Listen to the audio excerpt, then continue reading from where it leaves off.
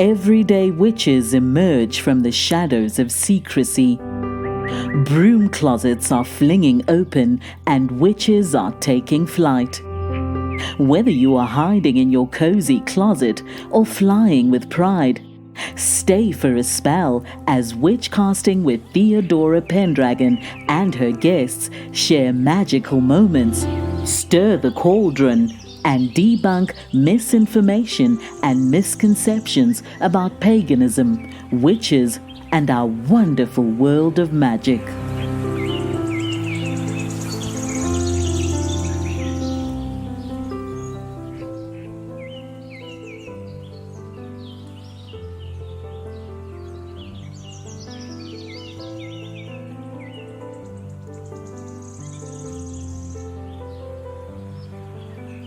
Theodora Pendragon here. I have another special guest. Today I have Nicole Starbuck. She's a psychic empath, a quantum energy healer, a spiritual mentor, and a life coach. Is there anything you don't do, Nicole? I don't really have a good answer to that question because I just do whatever spirit calls me to do. Well, let's start with why you wanted to be on the show. What attracted you to witch casting with Theodora Pendragon? Well, I came across your inquiry in a Facebook group, and I do a lot of podcast interviews. We talk all about psychic intuition and quantum energy healing and spirituality. Very few, and I want to say this is the only one I've been on that talks specifically about magic. And what really drew me to your post in your podcast was what you said about coming out of the broom closet. And more people are coming out of the broom closet, and I really feel that.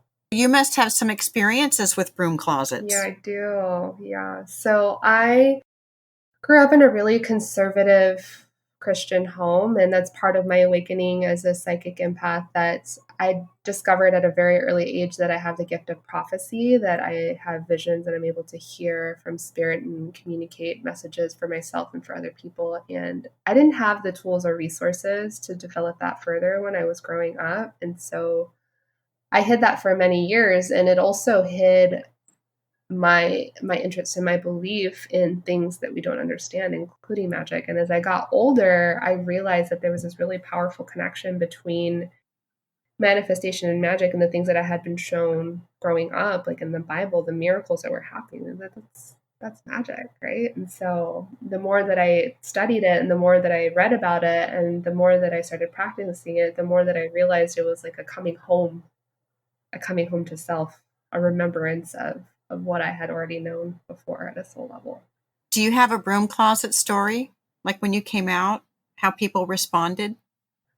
I do, yes. So this happened very recently, that I had a pretty public conversation about my experience with magic and in being a practicing witch, where my husband and I go to church, and I get this question from my friends, like, why do you go to church if, people don't accept you? And the funny thing is I felt called to go back to church because I had grown up in the church, and then as I got to be a teenager, it didn't resonate with me so much. There were some certain things about the ideology there that didn't fit in with what I was feeling. And I didn't go for several years. And then I went back in my early 20s, and then we stopped going because of COVID. And then, so finally we started going back. And at first I was really resisting it because I thought, well, they're not going to understand me. They're not going to accept me. I'm going to get rejected. They're going to ostracize me. I'm going to get excommunicated. And then I realized that that was fear. It was fear talking. And it's very much the witch wound, right? I really just felt like there's this conversation you're supposed to have. You're supposed to go and you're supposed to own up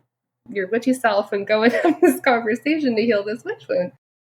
And so I go, and we go for, several weeks, and I'm waiting for the conversation, and I keep expecting to have this conversation. And sure enough, one of the ladies from the small group that we had joined, small group's kind of like a Bible study, if you will, she invites me to coffee, and I just know, as soon as she says that, I know she wants to talk to me about my social media, because I'm a psychic coach, I'm an energy healer, my magic, my manifestations, everything I do is on social media, it's public, anyone can see it. And we go, and she's there with another gal from the group, it really had the vibe of like, I feel like I'd been interrogated in a past life. It had that kind of vibe.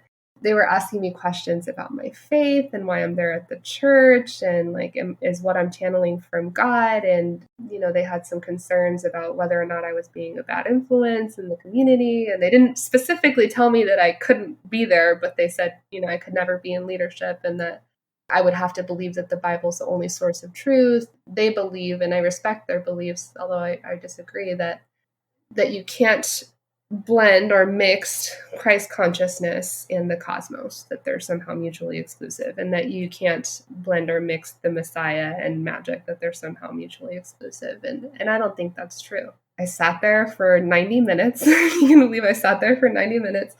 And when we started this conversation, I said, I don't feel that I should have to defend myself to you, and I'm not going to. But if we're looking at this with an open mind and curiosity, then I'm happy to answer your questions because I don't have anything to hide. And so I had sat for as long as I could sit before I had to leave because my husband had another engagement. But yeah, that was my experience in not hiding myself and having that, what I predicted to be the conversation, coming out of the broom closet in that way, in a situation, in an environment that is not conducive. Do you believe that you can bridge the gap between the cauldron and the church? In other words, is it possible to blend the cosmos and Christ consciousness? I think it is, because everything is energy. I'm energy, your energy, it's all around us, it's moving through us. And so I think there is truth in everything. There's truth in the Christ consciousness, and there's truth in the cauldron. And I think that's part of being the spiritual being, having a human experience, in being someone who explores manifestation, explores magic, is finding the truth and bringing it together in a way that feels like that coming home and that remembrance of self. I don't think anything has to be mutually exclusive. Did you actually use the word witch with these ladies? I did, because they had heard a podcast interview that I had done with a friend of mine. That was the first podcast that I referred to myself as a witch.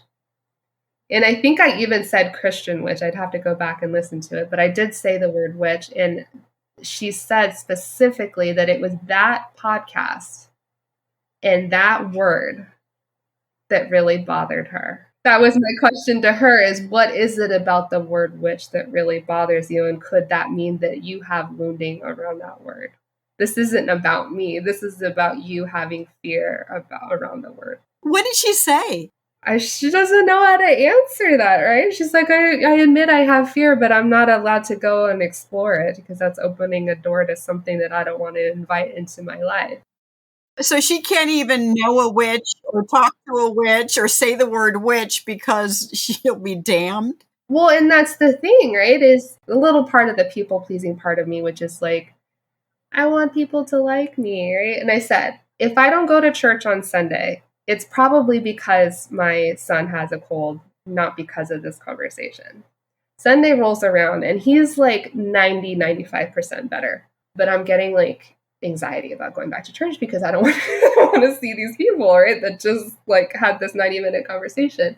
I like meditated on it. I felt into it. And I just really felt like if you don't go, it's not like you have something to prove, but if you don't go, then you're letting people that think like that win. I agree. You have a right to worship the divine, and the divine, and this was her other thing, is God is God, right? But like, I wasn't supposed to use other words like divine, source, spirit, right?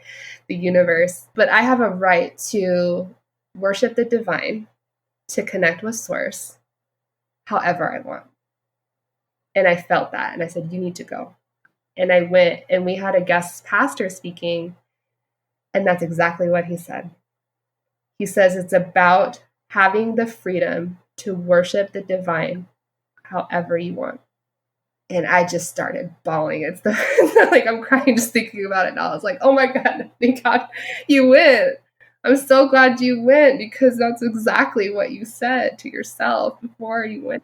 And the timing was perfect. And he talked about the gift of prophecy too. And it gets into the hashing of words, right? Like some people don't like the word psychic because it brings up feels, like the word witch brings up feels. And some people like the word prophet, but not psychic. It's like, it doesn't matter. But he talked about the gift of prophecy, and he talked about being that prophetic voice, even though there are other people that don't believe in that. And I thought, oh my God, that's me. That's me. And we all have our own gifts.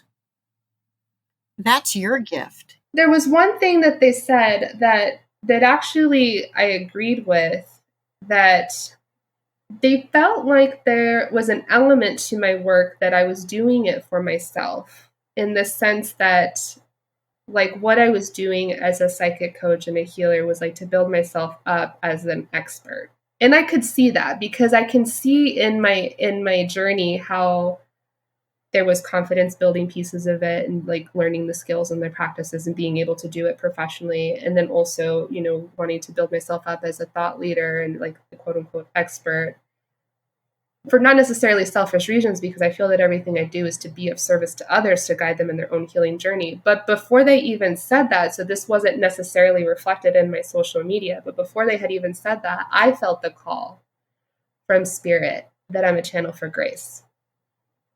And so it's not like I'm the one that's doing the healing, right? Like I'm channeling energy, and I'm channeling magic, and I'm channeling manifestation. And that's what's facilitating that for someone else. I'm a conduit. I'm allowing it to move through me. But my question is, what's wrong with being an expert in your field? But supposedly it's selfish. If I'm building a business to make money and I'm successful at it, somehow that's selfish, right? No, like that's not my perception. That's the projection that they were putting onto me. I guess that would mean that none of us should go to work and earn a paycheck because we're being selfish. I guess so. I don't know. In your email to me, you mentioned waking the witch. And your question, which we're going to talk about, is why are more light workers and witches waking up now than ever before? Yeah, it's time. I feel like there was some cosmic timer that went off, and we're waking up because the world is ready to rise. And I say that knowing that as we wake up and as we rise the collective consciousness, we're raising the vibration of humanity in general, something has to pass. It's like there's a death before the rebirth. And so not only are more waking up and rising to raise the vibration of humanity so that we can be closer to what we call the divine, to be closer to this cosmic energy, because we are one. I don't believe there's any separation between us and the divine. It's a perception. And that was another sticking point, is there's a separation. We're not God. But there's a dying out of the old energies, of the old patterns, of the old programs. As we do that, we saw it with COVID, a mass death of a certain type of consciousness that's no longer serving to raise up and rise than a higher level of thinking, a higher level of being. In some of my other episodes, and people who know me will hear me say, there's never been a better time to be a witch. We're coming out and we're building our community. And I think that's why your work and this podcast and these conversations are so important, because as I shared in this conversation, I'm not the only one. I said, there is no way, with however many people go to this church, I'm the only one like me that has visions, that can lay on hands, that can practice magic. I feel it. I feel there are other people, and that's my role, is to be in there and bridge the gap, to show them that it's safe to be yourself. Yeah, you are a role model. You will find them and they will find you in your church and beyond. What were the early signs for you that you're a witch? What drew you to magic? Oh my goodness. Okay. I don't know that there's like a definitive point, because I've always been spiritually curious, starting from when I was 9 years old, realizing that I was psychic, to I always loved the villains in Disney movies. And I was like, why is it that the only evil person is the one that can do magic? Like, why does magic have to be evil? I was always drawn to the villains because they had like the super cool powers. And I'm like, how cool would it be to be able to do stuff like that? They were just too cool. As I got to be older, I liked to go to like crystal shops, and I like to look at like the herbs and the oils. And then I got into herbs and oils, and I was using it for healing. And I thought, like, there's really no difference between healing and magic. We're just using different words because it's PC and it's what makes people comfortable, right? And so I started doing that. And then I think the real turning point for me was a couple of years ago. I was dealing with my daughter, who was about 9 months old at the time, and this kid would not go to sleep. She just would not go to sleep. And I said, I don't care what I have to do. If I have to like put a spell on her, I am going to get this kid to sleep. And that just really opened up the door for me. I'm like, well, that gets me curious. Like, what if there actually like was a spell to help the kid sleep? And so let me look into that. And like, then I opened the door for like, well, what's actually the history of the witch? Because a little part of me is like, maybe you shouldn't be doing this. But then a part of me is like, no, this feels right. And so I started reading books. And the more I read the books and listened, I say read books, I only listen to audiobooks. But so I started listening to these audiobooks, and I learned about the history of the witch, and how so much of this supposed mysticism around the witch, this mystery, is that it was about power. It was about power in the church, specifically male power, in subjugating women because they didn't understand women, how women could have these intuitions and this power. So let us ostracize that and turn that into something evil and demonic because we don't actually want women to have power. And I was like, oh man, like I felt that like right here in the feels, that so much of it was about power and keeping women's power small. And I wanted to reclaim that for myself. And I wanted to reclaim that for my daughter, who at the time was 9 months old. Now she's almost 3, but I felt the charge to clear that ancestral wound for my family 7 generations back, 7 generations forward. And so since then, which is only a couple years ago, I've really gone all in. Was there a specific moment that you came out of the broom closet? There's been like 3 baby moments that like it had to do, so like I'm on social media, like anyone can see what I do publicly. But for me, the coming out of the broom closet part is having that conversation with close people in my life that I hold very near and dear to my heart, that it would have rocked me to feel rejected by them, right? One is my mom, one is my husband, and then the other was the church. And so my mom and I have had conversations, not so much about the witch, but I feel that conversation is coming, but definitely about the psychic. And I use these terms because they're, I guess you would say, like archetypes. Like if I say psychic, if I say witch, people have an idea of what that means, but it's not really what it means. But we'll focus on the psychic conversation. And she asked me about tarot cards that I had brought to her house. And I didn't even think anything of it, because to me, it's like, it's not the tarot cards that have meaning. It's what people project onto the tarot cards that give them meaning, right? And she said something to the effect of like, well, if we were supposed to know the future, we would just know. And I was like, Mom, but I do know. But I do. But I do. It's not the cards that tell me the future. The cards are just like cards. They're just a tool that I already know. So that was one conversation. And I love her to pieces, and she's selling her house, and she's going to come live with me for a few months. So we're going to end up having more conversations about this. But she's the type of person that like doesn't bring stuff up. Like if she doesn't think about it, it doesn't exist, right? So in her mind, it's like, well, if I don't think about Nicole being a psychic or being a witch, then it's not real, right? It won't be real. The other conversation was with my husband. And he had a obviously much more loving approach towards these 2 seemingly separate worlds, right? Because he asked me the question, this was like the first or second week after we'd gone to church. And he said, how do you like reconcile church and magic? Like, how do you reconcile the 2?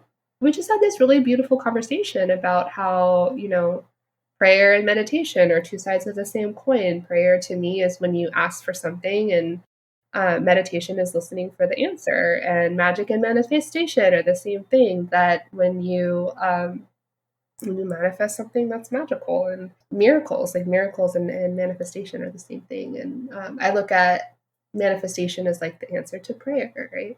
And so we just had this beautiful conversation, because even then, like, I wasn't really using the word witch, but I was like, this is like, oh, I can use the word witch. And I tell him I'm a witch, and he understands. And he's like, use your witchy powers and do some, like, he calls it voodoo, do some voodoo and like bring some money in. And I'm like, voodoo is not the same thing here. That's not, it's not the same thing. And then the third conversation of coming out of the broom closet was indeed that conversation that I had with the ladies from church. How do they respond to you now?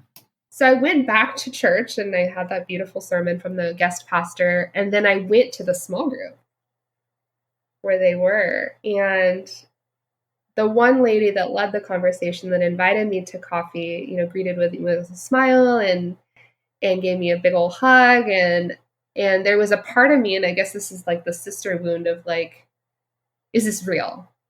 Like, can somebody love me even though they don't agree with me? And Spirit was just like, why are you questioning it? Like, let it be real. Like, if you want it to be real, then it gets to be real. Like, why do you feel like people are just automatically going to reject you, right? And so there was that. And I felt like the other woman was like ignoring me, like not making eye contact. And then I just left it alone. Like, she doesn't want to talk to me, that's fine. But then we had like it was like a couple's date night at the first woman's house. So I actually went to her house and was in her home around all the other people that I've supposedly not a good influence. And the second lady was also there and made eye contact, talked to me. So I think a part of that, me thinking she was ignoring me, is actually like my protective mechanism of not wanting to feel rejected. But I intentionally put myself in those places, in those situations, not because I was like to fight or like prove a point, but to strengthen my muscle that like I don't have to be afraid. I don't have to be in hiding, that I get to be who I am. And if people like me, great. And if they don't, that's fine too. And that's freeing if you have the attitude that, this is just who I am, and you like me or you don't. What do you see happening in the world now that more people are coming out of the broom closet? I think there's going to be a complete turnover. I have a lot of conversations with people about this idea of being like isolated or alone. They say it's very lonely. I feel like there's not a lot of people out there. And I felt like it's been like 1% to 2% of the population that has been like waking up. But I feel like there's going to be this complete shift where we will be the majority. That if you're not someone that like believes you're connected to source and that magic is real and that you have the power and you create your own reality, like you're the one that ends up.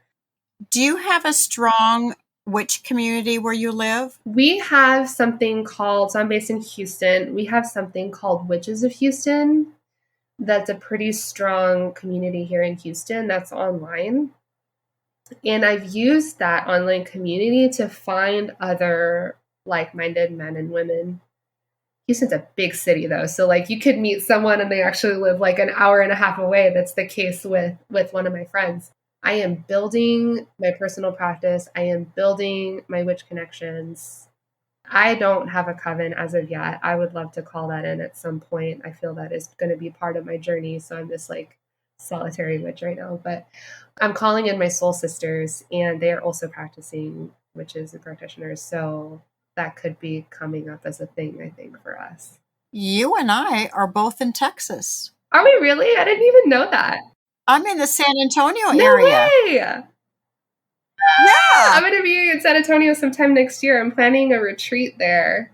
Oh, well, we'll have to meet up. Oh, so good. It's not that far. It's not that far. I tell myself it's not that far. It's not that far. Is there anything that you would like to share with the audience, especially those who may be holding back from shining their light?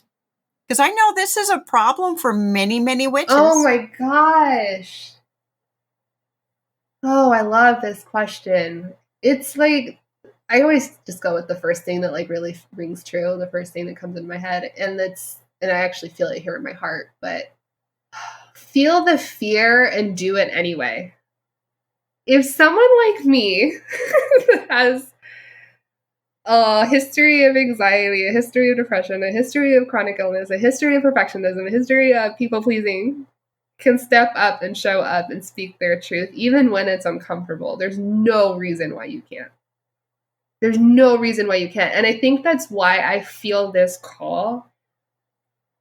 I've probably done like 20 podcast interviews in the past 2 weeks. And because this is coming after this conversation. And I just felt like on fire. I'm like, no, this is exactly what I'm supposed to be doing, is bridging the gap. And this is what I'm meant to do. And again, not like from this, like, I have to prove myself to these people, because it's not about the people. It's about being that leading example for the other people that are on the before side of what I just crossed. It's your purpose. It's my purpose. It's my calling. It's my dharma, if you will. And a few of these podcasts have talked about magic to a degree as it relates to manifestation. A few of them have mentioned the word witch. This is the first one that we really go like deep into the witch one, but that's really what it's about for me. That's why I'm on such a mission to like keep doing these interviews and keep talking and getting the word out there, because people need to know. And the more that I step up and speak that truth, the safer, and I use that word safer, it is for other people to do the same, to give them hope and confidence and being able to do that for themselves. And these are important podcasts, helping other people, whether it's making their magic shine or coming out of the broom closet. Yeah. But now what happens? So now I have this beautiful invitation, all right, a choice of, well, do I put this on my social media where that woman follows me, knowing that she's probably going to see it and that she's going to listen to it, right? And it's You mean this episode? Hey, yeah. Yeah, maybe she'll listen to it. Quite often, people who just don't know what they don't know have their own fears, and we can be there for them and clarify what we do, and we can debunk their misconceptions and the misinformation. I had thought about that too afterwards. I think it was later that day, and I thought, oh, you should just offer to do like a healing session for her so she can see. And then I realized that wasn't coming from the right place, I don't think.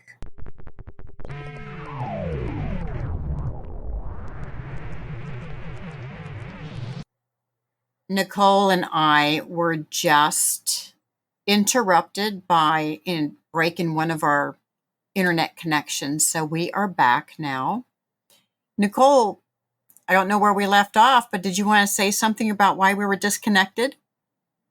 Yes, I shared with you, and one of the times we got disconnected, and I share with most podcast interviews I do. We have a tendency collectively to break the internet when we have these kinds of conversations. Anytime I do light language, talk about magic, talk about witchcraft, without fail, breaks the internet, because I believe there's like spiritual warfare going on. The powers that be, like the ones that want to keep us small, keep us stuck, keep us not in alignment with our truth, don't want us to go there.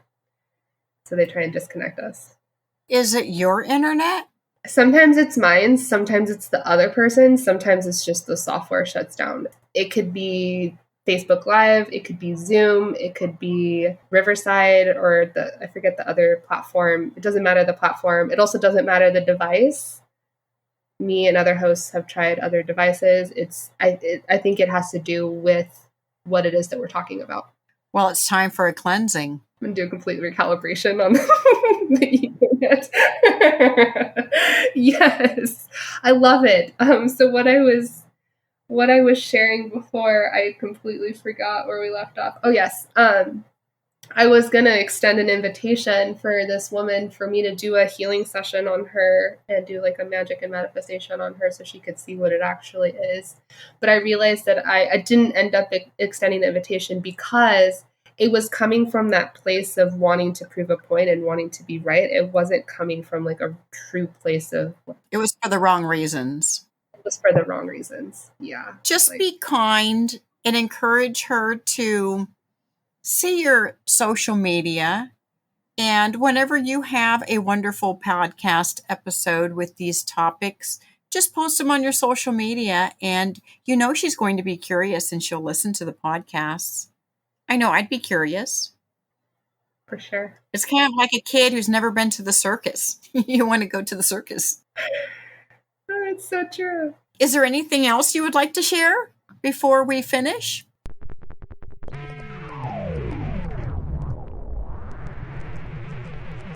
Hi. Okay. Is Oh my there gosh. any other message you want to send anybody out there about magic, psychics, witches, and coming out of the broom closet and flying with pride? Yes. Well, we did feel the fear and do it anyway. The last thing I would like to leave y'all, can't say, we're not in Texas unless we're saying y'all. The last thing I'd like to leave y'all is that you are powerful. Don't ever let anyone ever tell you otherwise. You are in control of your reality. And since you're in control, why not make something magical? Absolutely. Like you said, we're waking up now than ever before. And I'll say, there has never been a better time to be a witch. As far as your social media, how can the audience find you? So I love to connect on social media. A great way to find me is on Instagram. That's instagram.com/Nicole.Starbuck, Nicole, a little period in the middle, then my last name Starbuck, Starbuck, like the coffee, but without the S on the end. And then I also run a free group called the Conscious Collective, which is for other light workers and psychics and healers and witches, and we gather and we have a lot of fun there. So that's on Facebook. So that's facebook.com/groups/Oracle Academy. And I'll spell Oracle because it's a play on words. It's spelled like aura, AURACLE Academy. Super. And I'll put those in the notes. Thank you so much. And thank you so much for the opportunity to share my perspective and my story. I hope it can enlighten and encourage someone else as well. Thank you for coming on the show.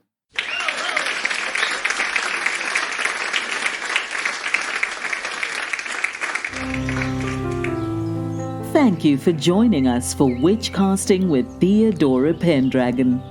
Have a burning question or have a topic you'd love Theodora and her guests to discuss on the show? Contact her through Instagram at Theodora Pendragon.